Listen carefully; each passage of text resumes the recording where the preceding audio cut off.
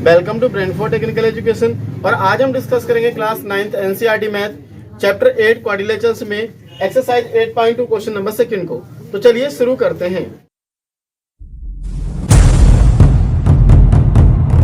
Quadrilateral ABCD is a rhombus and PQRS are midpoint of AB, BC, CD and DA respectively. Prove क्या करना है? Quadrilateral PQRS क्या होगा? एक rectangle होगा। तो हमें क्या दिया गया देखिएगा, A, B, C और D। ये क्या है? एक रोम्बस है जिसमें तुम्हारा P, Q, R क्या है? मिड पॉइंट है। किसके मिड पॉइंट है? P मिड पॉइंट है AB का, Q मिड पॉइंट है AC का और R मिड पॉइंट है CD का। और DA का मिड पॉइंट कौन है? DA का मिड पॉइंट है S। तो यही दे रखा है, मिड पॉइंट किसका है? DA respectively. प्रूफ ये हमें करना है कि PQRS जो है एक रेक्टेंगल होगा। ये हमको प्रूफ करना है। तो देखिएगा, सबसे पहले हम क्या करेंगे, एक ABCD रोम्बस बनाएंगे। रोम्बस के अकॉर्डिंग क्या करेंगे देखिएगा, हम इनके मिड पॉइंट लगाएंगे। AB के बीच में रखेंगे P और BC के बीच में Q रखेंगे, R के बीच में CD के बीच में R लगाएंगे और DA के बीच में S लगाएंगे। देन आफ्टर क्या करेंगे, मीट ऑल, हम सबको मीट कर देंगे, मिला देंगे P, Q, R और S। हालांकि ये है तो रेक्टेंगल ही, लेकिन हमें ये प्रूफ करना है। तो रेक्टेंगल प्रूफ करने से पहले तो हमें ये पैरेललोग्राम प्रूफ करना पड़ेगा। उसके बाद में इसका जो कॉर्नर एंगल है ये हमें 90 लाना पड़ेगा। जब कॉर्नर एंगल 90 आ जाएगा, so we can say that the given diagram PQRS will be a rectangle. तो देखिएगा किस तरीके से हम इसमें मिड पॉइंट थ्योरम का यूज करेंगे, उसके बाद हम इसको प्रूफ करेंगे। In triangle SRD and PQV, देखिएगा SRD कहाँ पे? देखिए SRD और PQB, इन दोनों ट्रायंगल्स में हम क्या लगा देंगे देखिएगा, कॉन्ग्रुएंसी लगा देंगे। कुछ इस तरीके से ये फॉर्म हुए हैं, ये इतना। तो देखिएगा यहाँ पे D है और ये S है, ये R है। ऐसे ही ये हमारा क्या है? P है, ये Q है और ये V है। इस तरीके से तो इनमें हम क्या लगाएंगे देखिएगा, कॉन्ग्रुएंसी का यूज करेंगे। तो अब हमारे पास क्या आता है कि कॉन्ग्रुएंसी में क्या होना चाहिए कि 3 sides should be equal, then we can say that the given 2 triangles also congruence. तो यहाँ पे हमारा देखिएगा DS जो है वो QB के इक्वल है। ऐसा क्यों? क्योंकि DS इक्वल टू QB हमारा कहाँ पे है? ये देखिए, ये वाली लाइन जो है ये इसके इक्वल है। ये क्यों इक्वल है? क्योंकि हमें ये रोम्बस दे रखा है। और रोम्बस में क्या होता है कि सभी साइडें आपस में क्या होती हैं? इक्वल होती हैं। जब साइडें इक्वल हैं तो इनका मिड पॉइंट हो गया, मिड पॉइंट होने के बाद वो आधी होगी तो वो भी तो आपस में इक्वल ही होंगी। मतलब DS इक्वल्स टू PQ, तुम्हारा BQ हो गया और DR इक्वल्स टू PB हो गया।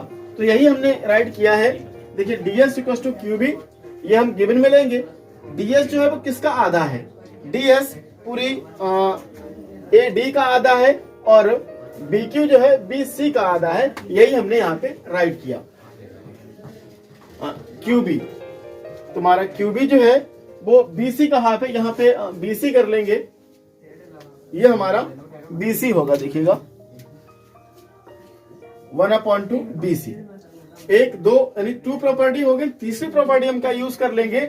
DR equal to PB। देखिएगा जब ये इसके इक्वल है, इसका मतलब ये वाली लाइन इसके इक्वल हो जाएगी। 2 बातें हो गई। तो देखिएगा 1, 2, 3, जहां पे 3 हो गया। अब देखिए यहाँ पे वैसे तो हमें 3 की नीड होती है, लेकिन ये पूरी प्रॉपर्टीज के साथ प्रूव हो रही है। तो यहाँ पे हमने क्या किया है, इन दोनों में देखिएगा, इतने में और इतने में, यहाँ पे हमने मिड पॉइंट थ्योरम का यूज किया। देखिएगा ये, क्योंकि मिड पॉइंट थ्योरम में क्या कहती है कि जो पूरी लाइन होती है, अगर उसमें हाफ उसका मिड पॉइंट निकाले तो कंप्लीट लाइन का क्या होता है? वो आधा होता है। हाफ ऑफ इट वाली कंडीशन यहाँ पे लग रही है हमारी मिड पॉइंट थ्योरम की। तो DR जो है वो किसका हाफ है? DR जो है कंप्लीट CD का हाफ है और PB किसका हाफ है? AB का हाफ है। तो हमने यही यहाँ पे राइट कर लिया। तो देखिए 1, फिर ये पूरी कंडीशन लगेगी यहाँ पे 2, फिर ये 1, यहाँ तक 1 हो गई, ये 2 हो गई। तीसरी कंडीशन जो आ गई है वो क्या कि ये वाला एंगल जो होगा आपस में कैसे होंगे? इक्वल होंगे, यानी ये SDR इक्वल्स टू PBQ।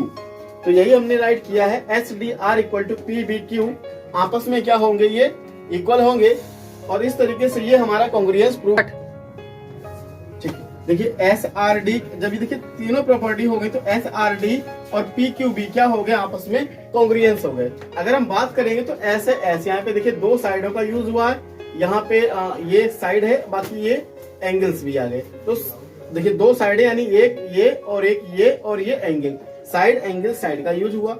अच्छा, दूसरा जब ये कॉन्ग्रुएंस हो गए तो इक्वल क्या चीजें आई, यानी एस आर यानी ये वाली जो लाइन थी इसके आपस में क्या हो गई, इक्वल हो गई। यानी ये एस आर इक्वल टू क्या आ गया, पी क्यू आ गया। अब इक्वल तो प्रूव हो गया, अब हम इसी तरीके से S P equal to R Q prove कर लें। तो देखिएगा S R equal to P Q by C P C T. अब इसी तरीके से हम कौन सा ट्रायंगल ले लेंगे, आर सी क्यू और ए सी पी। आप समझ चुके होंगे कि हमने ऐसा क्यों किया। जिस तरीके से हमने ये एस आर और पी क्यू को इक्वल किया है, इसी तरीके से आर सी क्यू और ए एस पी में कॉन्ग्रुएंसी लगा के इन दोनों को यानी एस पी और आर क्यू को हम इक्वल लाएंगे। तो देखिएगा किस तरीके से यूज करेंगे कॉन्ग्रुएंसी का। आर सी जो है वो ए पी के इक्वल होगी।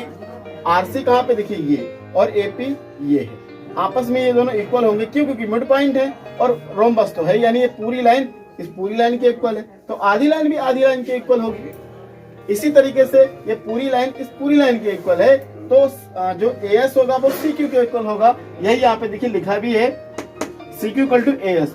और जो आर सी है वो 1/2 किसका है, सी डी का। यानी ये जब पूरी लाइन इक्वल है तो आधी लाइन भी इक्वल होगी। तो भाई लिखा है कि R C equal to 1/2 C D और ए पी किसका आधा है, ए पी जो है पूरी ए बी का आधा, वही लिख दिया। और सी क्यू इक्वल टू ए सी, देखिएगा यहाँ पे सी क्यू ये और ये ए एस हो गया। अब ये इसके कंप्लीट लाइन की अगर बात करें, ए एस और सी क्यू इक्वल हो गया। तो अगर इसकी कंप्लीट लाइन की बात करें तो क्या होगा, देखिए सी क्यू जो है वो किसका आधा, बी सी का आधा है, तो भाई यहाँ पे लिखा 1/2 बी सी। और ए एस जो है वो किसका आधा है, ए डी का आधा, तो 1/2 ए डी हो गया। अब यहाँ पे दूसरा देखिए क्या आया कि एंगल ए ये वाला और एंगल ये, इसमें ये था और इसमें ये था। क्यों, क्योंकि रोम्बस में अपोजिट एंगल जो होते हैं वो क्या होते हैं, इक्वल होते हैं। फिर से मैं आपको बता दूं, देखिएगा ये हमारा रोम्बस है, ये वाला इसके इक्वल, ये वाला इसके इक्वल, और कुछ इस तरीके से ये डायग्राम फॉर्म हो रहा है। तो अपोजिट एंगल तो पूरा पूरा इक्वल ही है, यानी S A P equal to R C Q, यहाँ पे राइट हो गया। जब ये तीनों प्रॉपर्टी इक्वल हो गई तो क्या बोल देंगे कि ये पूरा ए एस पी और आर सी क्यू आपस में कॉन्ग्रुएंस हो गए। और जब कॉन्ग्रुएंस हो गए तो जो हमें चाहिए था वो मिल गया, क्या कि S P equal to R Q के, वही हम राइट कर देंगे, R Q equal to S P by C P C T. जब ये दिखेगा, अब एक हमारा टारगेट ये पूरा हुआ कि R Q equal to S P, दूसरा S R equal to P Q वाला टारगेट कहाँ पे पूरा हुआ था, ये देखिए। जब आपस में ही चारों लाइनें इक्वल हो गई तो हम क्या दिखा देंगे कि पी क्यू आर एस एक पैरेललोग्राम हो गया है। अभी रेक्टेंगल प्रूफ करना है, यदि पैरेललोग्राम बोला होता तो यही हमारा आंसर बन जाता, लेकिन हमें प्रूफ करना है रेक्टेंगल। तो रेक्टेंगल प्रूफ करने के लिए corner angle should be 90 degree, तो 90 डिग्री हम लाएंगे। कैसे दिखेगा, इन ट्रायंगल सीडीबी में। तो सीडीबी कहाँ पे हमारा दिखेगा, सी डी और बी, इस तरीके से। देखिए हम क्या करेंगे, इसमें अब हम लगाएंगे मिड पॉइंट थ्योरम को। तो देखिएगा सी डी बी को अगर हम यूज करते हैं, देखिएगा अगर हम सी डी बी यूज करेंगे तो बिल्कुल मिड पॉइंट थ्योरम के जैसा ही यूज करेंगे, क्योंकि देखिएगा सी डी बी, जैसे ये हमारा ट्रायंगल है, ये है और ये और ये, इस तरीके से ये सी है, ये डी है और ये यहाँ पे देखिए सी डी और ये बी, कुछ इस तरीके से। और ये वाली लाइन क्या है, डॉट, तो हमने इसको थोड़ा इरेज कर लिया, डॉट कर लिया। अब यहाँ पे Q है और यहाँ पे ये R है। अब हमें पता है मिड पॉइंट थ्योरम क्या होती है कि RQ जो होगा, देखिए R किसका मिड पॉइंट है, CD का, और Q किसका मिड पॉइंट है, BC का। तो यही लाइन राइट कर लेंगे, इन ट्रायंगल CDB में R is mid point of CD and Q is mid point of BC। जब ये मिड पॉइंट है इसका मतलब RQ पैरेलल किसके होगा, BD के, तो RQ पैरेलल BD। और इसी तरीके से RQ पैरेलल BD हो गया। अब देखिएगा, अब ये CDB ऊपर का ट्रायंगल हमने लिया। अब इसी तरीके से अगर हम नीचे का ट्रायंगल लेंगे, A, D और B लेंगे, ये देखिए नीचे का ट्रायंगल अगर हम लेंगे, ये वाला, यहाँ पे A है और ये D है और ये B है। अगर ये नीचे का ट्रायंगल अगर लेंगे हम, तो यहाँ पे देखिए P और ये S हो जाएगा। इसी तरीके से PS पैरेलल टू BD हो जाएगा। यानी यही पूरी बात डबल लिखनी पड़ेगी। तो हमने क्या किया, डबल ना राइट करके क्या राइट कर दिया। सिमिलरली क्या होगा कि जो RE है देखिएगा PQ पैरेलल BD, देखिए PQ कहाँ पे है पूरा PQ पैरेलल टू ये यहाँ पे देखिएगा R जो है वो मिड पॉइंट किसका है, R मिड पॉइंट है CD का, और Q मिड पॉइंट है BC का। इस तरीके से यहाँ पे देखिएगा R मिड पॉइंट CD का और Q मिड पॉइंट BC का। तो RQ पैरेलल किसके है, DB या BD के। और इसी तरीके से देखिएगा पूरा RQ, अगर हम पूरा RQ बोले या पूरा DB बोले, हम यहाँ तक भी आधा भी बोल सकते हैं। यानी जब पूरी लाइन पैरेलल है तो आधी लाइन भी पैरेलल होगी। यानी RF जो होगा या RQ जो होगा, देखिएगा यही हमने लिखा क्या, RE जो है देखिएगा इस तरीके से यहाँ पे देखिए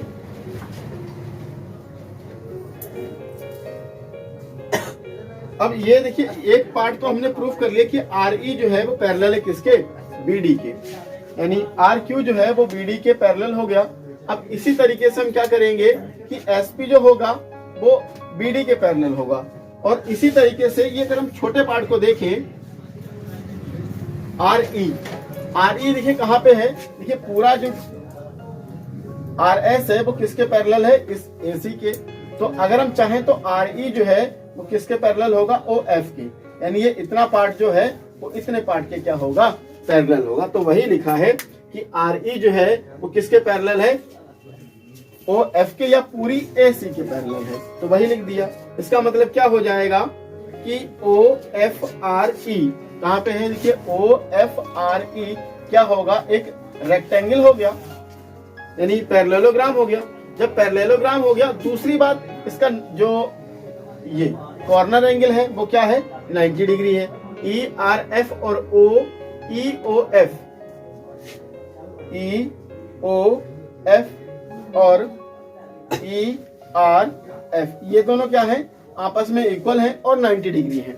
जब 90 डिग्री है तो इसका मतलब क्या हो जाएगा, जब देखिए एक R एंगल 90 डिग्री है तो ये सारे एंगल क्या होंगे, 90, और ये भी 90 होगा और ये भी 90 होंगे, यानी सब 90 के होंगे। यानी PQRS जो होगा एक रेक्टेंगल होगा। तो इस तरीके से क्वेश्चन नंबर 2 कंप्लीट हुआ। वीडियो अगर पसंद आई हो तो वीडियो को लाइक, शेयर एंड चैनल को सब्सक्राइब करना बिल्कुल ना भूलें।